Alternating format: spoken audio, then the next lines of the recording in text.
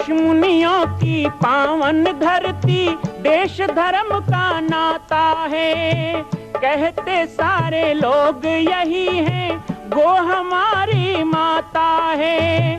जाग उठो ओ भारतवासी, जाग उठो ओ भारतवासी, गो पर छुरियां चलती हैं। बंद करो गो माँ की हत्या, सारी जनता कहती है।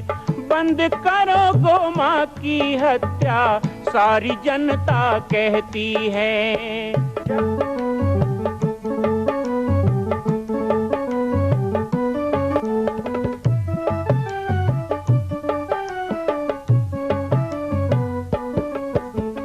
जगह जगह पर बूचड़ खाना, लाखों गौएं कटती हैं। किसे सुनाए व्यथा हमारी, नैना नीर बहाती हैं। रक्षा करना गौ माता की, रक्षा करना गौ माता की, गीता ज्ञान सिखाती है। बंद करो गो माँ की हत्या, सारी जनता कहती है। बंद करो गो माँ की हत्या, सारी जनता कहती है।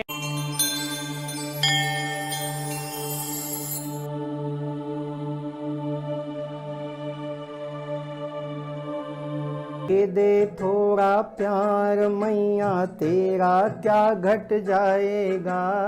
दे दे थोड़ा प्यार, दे दे थोड़ा प्यार मैया, तेरा क्या घट जाएगा। ये बालक भी तर जाएगा, दे दे थोड़ा प्यार। बाबा जी की पाती में आप सभी का स्वागत है। माँ भगवती के चंद्र घंटा स्वरूप की पूजा के साथ आज तीसरे दिवस में हम आपको जोड़ते हैं इस कार्यक्रम से। माँ चंद्र घंटा, जिनको राक्षसों के वध करने के लिए और युद्ध में सदा उद्यत रहने के लिए जाना जाता है। माँ चंद्र घंटा की 10 भुजाएं हैं। 10 भुजाओं में माँ ने अद्भुत दिव्य अस्त्र शस्त्र को धारण किया हुआ है। अपने भक्तों की रक्षा के लिए दानव दल पे टूट पड़ने वाली, शेर पे सवार और जिनके माथे में चंद्रमा, घंटे के आकार का चंद्रमा बिंदी के रूप में विराजमान हो, ऐसे दिव्य रूप धारिणी माँ चंद्र घंटा का आज पर्व है। आज का दिन तृतीया शक्ति की उपासना के लिए और माँ भगवती को शक्ति रूप में पूजने के लिए जाना जाता है। ओम ऐं ह्रीं क्लीं चामुंडाय विच्चे। माँ 10 महाविद्या के पावन रूप का दर्शन करें। आज तृतीय दिवस में छिन्नमस्ता माँ छिन्नमस्ता देवी इस परिवर्तनशील जगत की अधिपति कबंध और उनकी शक्ति है छिन्नमस्ता। इनका सिर कटा हुआ और इनके कबंध से रक्त की 3 धाराएं बह रही हैं। इनकी 3 नेत्र हैं। ये मदन और रति पर आसीन हैं। देवी के गले में हड्डियों की माला तथा कंधे पर यज्ञोपवीत है। शांत भाव से इनकी उपासना करने पर यह अपने शांत स्वरूप को प्रकट करती हैं और उग्र रूप में उपासना करने पर यह उग्र रूप में दर्शन देती हैं, जिससे साधक के उच्चाटन होने का भय बना रहता है। माता का स्वरूप अत्यंत गोपनीय है। इन्हें चिंतपूर्णी के नाम से भी जाना जाता है।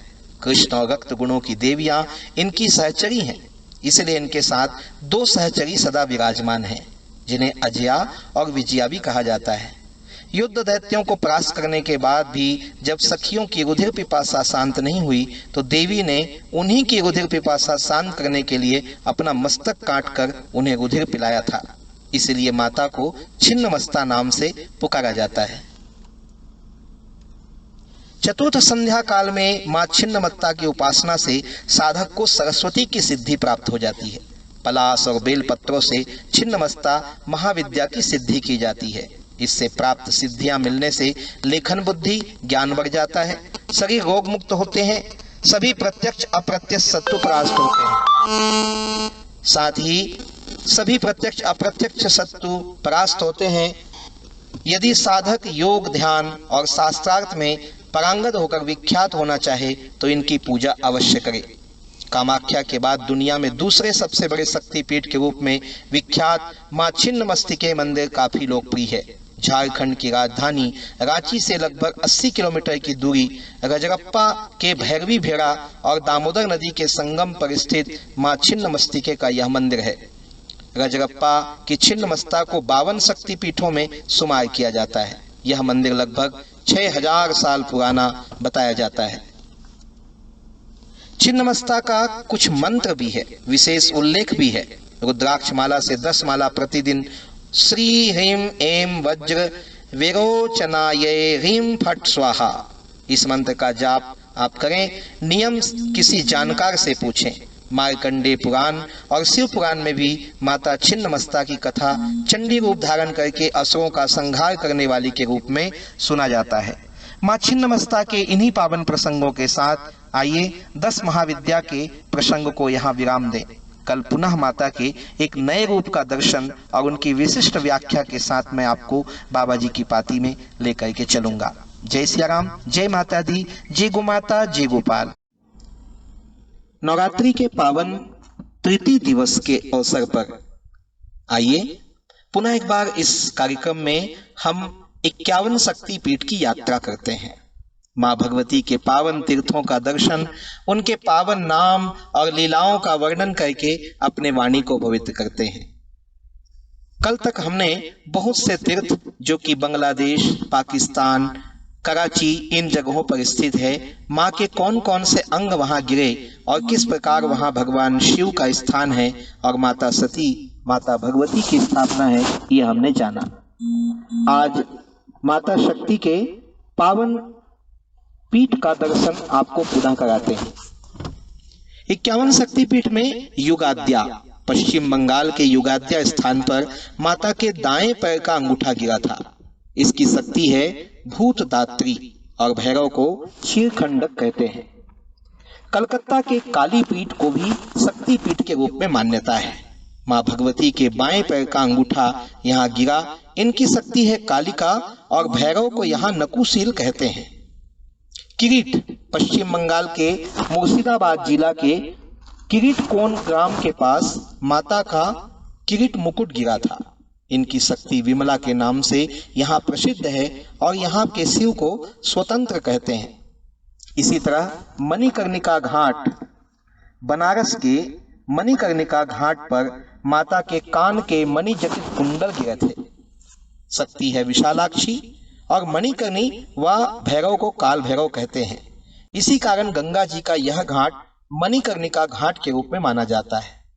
कन्याश्रम, जहां माता का पृष्ठ भाग गिरा था, इसकी शक्ति सवर्णी और भैरव को यहाँ निमिष कहते हैं। हरियाणा के कुरुक्षेत्र में जहां भगवान श्री कृष्ण ने गीता का उल्लेख किया, वहां माता भगवती की एड़ी अर्थात गुल्फ गिरी थी। इसकी शक्ति सावित्री के रूप में प्रसिद्ध है और भैरव को यहाँ स्थाणु कहते हैं। इसी तरह गायत्री, जो अजमेर के निकट पुष्कर के मणिबंध स्थान में गायत्री पर्वत पर 2 मणिबंध माता की गिरे। इनकी शक्ति को गायत्री और शिव को यहाँ सर्वानंद कहते हैं। कल पुनः आपको 51 शक्तिपीठ के दर्शन की ओर ले चलेंगे। जय माता दी, जय श्री राम, जय गोमाता, जय गोपाल।